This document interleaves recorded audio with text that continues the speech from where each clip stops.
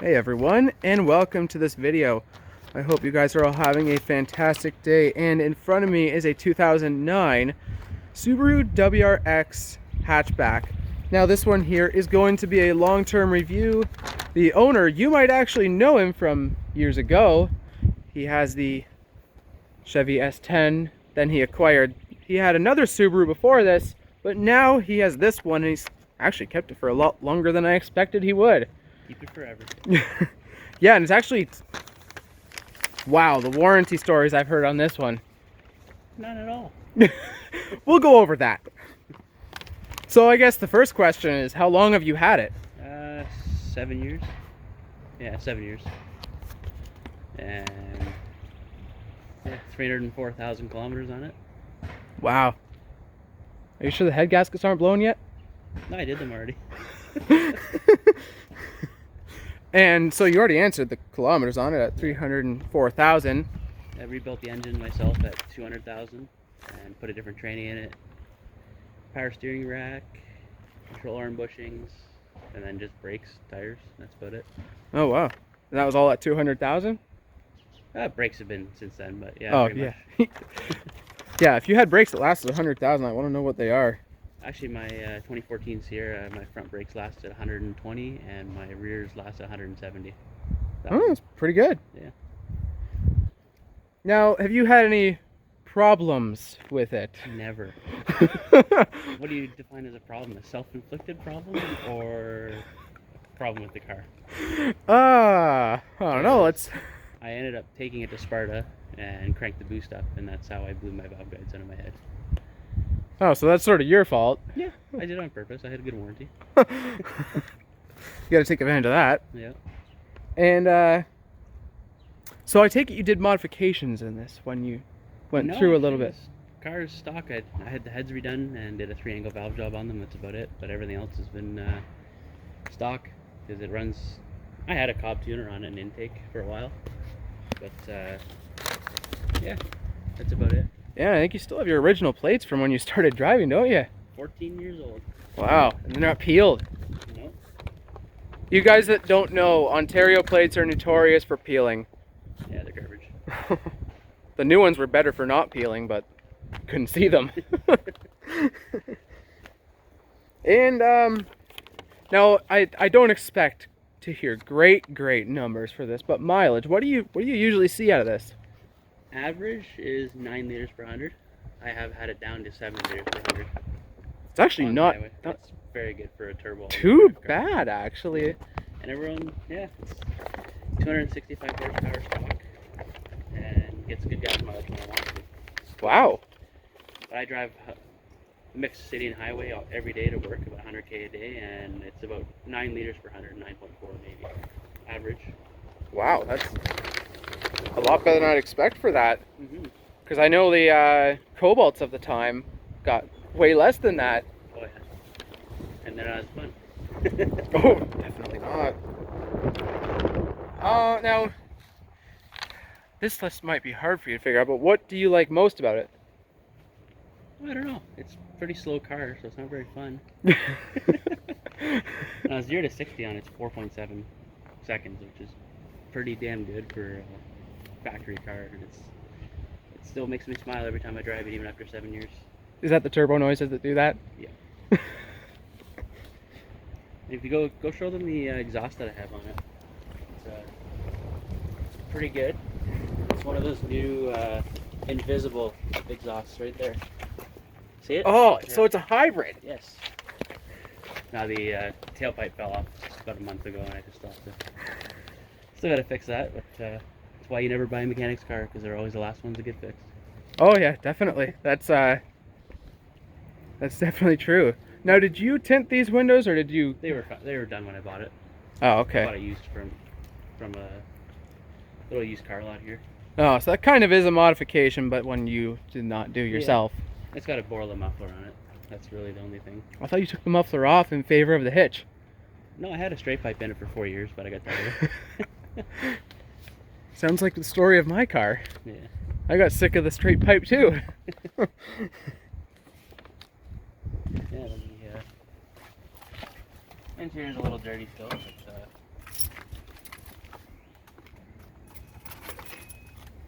Another thing I've done is put Kenwood double din deck in Oh, there yeah. with navigation.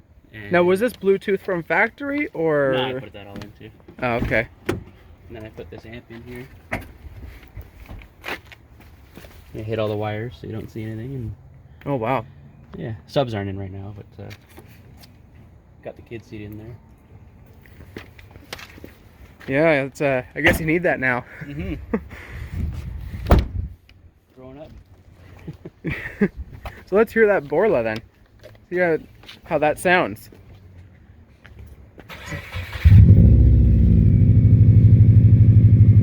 Not too loud. Yeah. Sorry, I lied. It's got 306,000, 305,000. Oh, that's Yeah. minor detail. Yeah. It's ever changing, so. Yeah. Now this that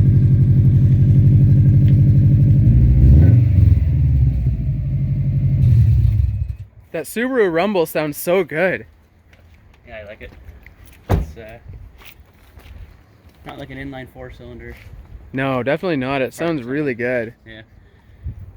Now, I know your needs for this vehicle have changed over the last 7 years. When you bought it, you did not have a truck to tow with. Yeah. You did not have anything that it's anything for a work vehicle like your truck you have, which you guys will see in another video, just not today. Pretty much like that. Not as fancy. Yeah, that one's a really fancy one. It's close. It's the next one down. Yeah, it's amazing the price jump between the second from the top and the top. Yeah. And so this has fulfilled all your needs through its whole life? Yep. It spins in one spot in a snowy parking lot. It will do it on dry pavement, but it's very hard on the car, so I don't do that. Yeah, that's not exactly good for the transmission or, well, No. anything. No. Handles really good for a car. I gotta get new tires. I got BFG G4 Super Sports, but I had a rear camber problem for a while. So you still need new ones? In. Oh yeah, the tires are shredded on the inside. Oh, I was gonna say they don't look it from the outside. Yeah. I put rear camber adjustable arms, so you can adjust the rear camber now. Because before it was sitting in quite an angle. Oh, and that's how it naturally sat? Yep. So now it's corrected. Oh, that's weird how it naturally sat like that. Well, just as everything, like, I thought replacing, I put all OEM Subaru suspension in at like 270K. And the ride was better, but it was still a negative rear camber, so. Wow. Now, this is something most people don't do. And your Crown oil spray, what is it you did to this car for Crown? Because I know you did something really. Oh, every year for a while I took all the plastic inner fenders out. Sprayed under there, and then about 3 years ago I took the entire interior out. Because I had some WeatherTech floor mats that were supposed to be good, and the lip on the side of it was only about that big. So every time I would turn right, all the salt and snow would go underneath the carpet, so it actually rusted my floor. So I took the whole interior out and ground it all down, painted it, and then emptied almost 2 cans of Crown inside the car. Oh my god, it must have stunk for weeks in there. It wasn't bad actually. Wow. Crown doesn't really have too big of a scent. Yeah, and can't see any rust on the car other than no, you really can't. I did have some starting here. Yeah, and the hatch is all like pretty well good. Well, it had some rust here, and then actually back 2 months ago I had a glass guy come out and remove my rear window, and I cleaned all the rust off, repainted it. Well, yeah, you want to put all that new suspension in for like $1,500. You don't want to let it go too soon. Yeah, exactly. And then, now, would you buy this exact vehicle again, or would you go sort of different with this one again? Probably, if I had to buy a new one, they don't make hatches anymore, which sucks. But I would possibly get an STI, depending if it was taken care of good. But, problem I have with STIs is they get modified way too much. Yeah. I mean, WRXs do too, but This one was actually a 45-year-old female school teacher that just drove it strictly on highway from Kitchener to London every day. I bought it, it was 4 years old, and it had 187K on it when I bought it. wow, that's high mileage And for she had then. 3 pages of work she did on it. She did a turbo, timing belt. She even replaced the seat heater switches because the light didn't light up on it anymore. They still worked, but the light didn't light up, so she bought a new one. Wow. Another fun fact is it has all original wheel bearings in it. Still, the rear ones are starting to make noise now, so I gotta replace them. That's pretty impressive, actually, that I thought so too. that they've lasted that long. Yeah. Rear diff is on its way out. Last time I pulled the plug out, there's quite a few chunks on it, so I gotta rebuild that.